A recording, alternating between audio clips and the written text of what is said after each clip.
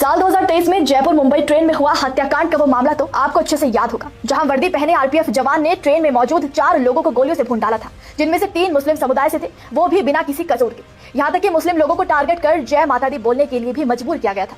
उस हादसे ने वाकई पूरे देश को हिला कर रख दिया था। हैरानी की बात है कि पिछले 2.5 साल से जेल में सजा काट रहे इस आरोपी चेतन सिंह चौधरी ने अब अपनी मानसिक अस्वस्थता का हवाला देकर जमानत की मांग की, यानी कि याचिका दायर की है। कितनी हैरानी की बात है कि पहले धर्म के आधार पर लोगों को चुनकर मार डाला और आज खुद को मेंटली अनस्टेबल साबित करने की कोशिश की जा रही है। नमस्कार, हमारे खास शो ये हिंदुस्तान है संविधान से चलेगा में आपका स्वागत है और मैं हूं आपके साथ महक सादाई। दरअसल ये मामला 31 जुलाई साल 2023 का है, जब Jaipur Mumbai central superfast express 12956 में चलती ट्रेन में आरपीएफ कांस्टेबल चेतन सिंह ने B5 कोच में बैठे अपने सीनियर अधिकारी एएसआई टीकाराम मीणा की गोली मारकर हत्या कर दी थी। और ऐसा इसीलिए क्योंकि छुट्टी न मिलने पर आरोपी चेतन की अपने सीनियर टीकाराम मीणा से बहस हुई थी। सिर्फ एक बार नहीं बल्कि उस दिन ट्रेन में गोलियों का सिलसिला लगातार चला था और इसी कोच में बैठे कादर भानपुर वाला को भी चेतन सिंह ने गोली मारकर मौत की नींद सुला दी। इसके बाद चेतन B2 कोच में गया, जहां पर बैठे एक यात्री सैयद सैफुद्दीन को बंदूक की नोक पर बंधक बनाकर पेरेट्री में ले जाकर उसे गोली मार दी। इसके बाद आरोपी चेतन S6 कोच में गया, जहां उसने पैसेंजर असगर अब्बास शेख की भी गोली मारकर हत्या कर दी। यानी कि 3 मुस्लिमों को चुनकर मारा गया और अपने सीनियर को भी मौत के घाट इसी जवान ने उतार दिया। चेतन चौधरी ने ट्रेन में उस दौरान 12 गोलियां चलाई थी। हालांकि पश्चिमी रेलवे ने बाद में बताया कि इस घटना से पहले चेतन की सीनियर से किसी तरह की कोई बहस नहीं हुई थी। घटना के वक्त ट्रेन गुजरात से महाराष्ट्र जा रही थी। फायरिंग पालघर रेलवे स्टेशन के पास ट्रेन में कोच B5 में हुई थी। चारों लोगों के शव अलग अलग कोच से मिले थे, जिसके बाद कांस्टेबल चेतन सिंह ने दहिसर स्टेशन के पास ट्रेन से उतरकर भागने की कोशिश की थी, लेकिन स्टेशन पर मौजूद पुलिसकर्मियों ने उसे राइफल के साथ अरेस्ट कर लिया था। वीडियो में चेतन को मुस्लिमों और पाकिस्तान को लेकर कई अपशब्द कहते और योगी मोदी का नाम लेते हुए भी सुना गया था।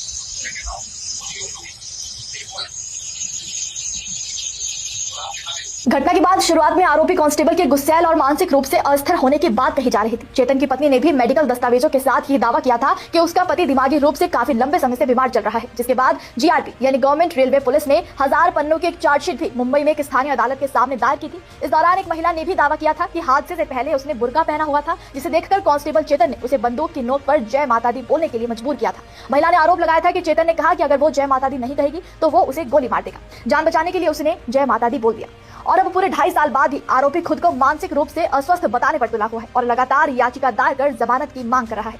आरोपी की इस याचिका पर हत्याकांड में जान गंवाने वाले असगर अली अब्बास की पत्नी उमेशा खातून ने भी बेहद नाराजगी जताई है और कहा, अगर आरोपी मानसिक रूप से अस्वस्थ था तो वो अलग अलग बोगियों से कपड़ों को देखकर यात्रियों को नहीं चुनता, उनकी मुस्लिम पहचान की पुष्टि नहीं करता और फिर उन्हें गोली नहीं मारता। ये रेयरेस्ट ऑफ रेयर श्रेणी का अपराध है, क्योंकि आरोपी यात्रियों की सुरक्षा करने वाला व्यक्ति ही उनका हत्यारा बन गया। इस पर गंभीर हत्याओं का केस चल रहा है, इसे किसी भी हालत में जमानत नहीं देनी चाहिए।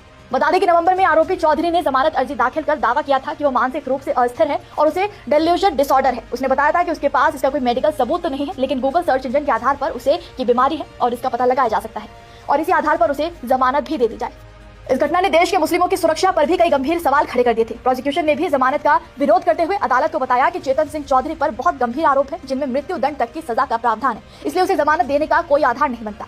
इस मामले में अब तक 16 गवाहों की गवाही आ चुकी है, जिसमें एक आरपीएफ हेड कांस्टेबल भी शामिल रहे। 2023 में दाखिल पहली जमानत याचिका अदालत ने खारिज कर दी थी। इस बार चेतन सिंह ने तर्क दिया है कि वो 4 महीने मानसिक संस्थान में रह चुका है और अब उसकी प्रकृति भी बदल गई है। हालांकि अदालत को बताया गया कि उसके मानसिक बीमारी के दावे को साबित करने के लिए अब तक कोई ठोस मेडिकल रिपोर्ट नहीं आई है। प्रोसिक्यूशन ने कहा कि वो अपने दावों के लिए सिर्फ गूगल सर्च का सहारा ले रहा है। ऐसे में इस आरोपी को मानसिक रूप से बीमार मानकर इतना बड़ा अपराध माफ कर देना तो कहीं से कहीं तक भी जायज नहीं है। ऐसे अपराधों के लिए हमारे देश का कानून क्या कहता है, चलिए जान लेते हैं। भारतीय न्याय संहिता की धारा 101 हत्या को परिभाषित करती है। यदि कोई शख्स किसी को जान से मारने के इरादे से ऐसा काम करता है जिससे उसकी मौत हो जाए तो उसे हत्या का दोषी माना जाएगा। भारतीय न्याय संहिता की धारा 103 हत्या के लिए सजा से संबंधित है, जिसमें मृत्यु दंड या आजीवन कारावास और जुर्माना शामिल है। तो वहीं बीएनएस की धारा 22 मेडिकल इंसैनिटी से संबंधित है, जिसमें कहा गया है कि किसी ऐसे व्यक्ति द्वारा किया गया कोई भी काम अपराध नहीं माना जाएगा जो कि मानसिक रूप से अस्वस्थ है या फिर जो काम करते समय मानसिक बीमारी के कारण अपने काम की प्रकृति को समझने में असमर्थ था या ये नहीं जानता था कि उसका ये काम गलत है या कानून के विरुद्ध है। हालांकि ये अब तक प्रूफ नहीं हो सका कि चेतन सिंह वाकई मेंटली अनस्टेबल है कि नहीं।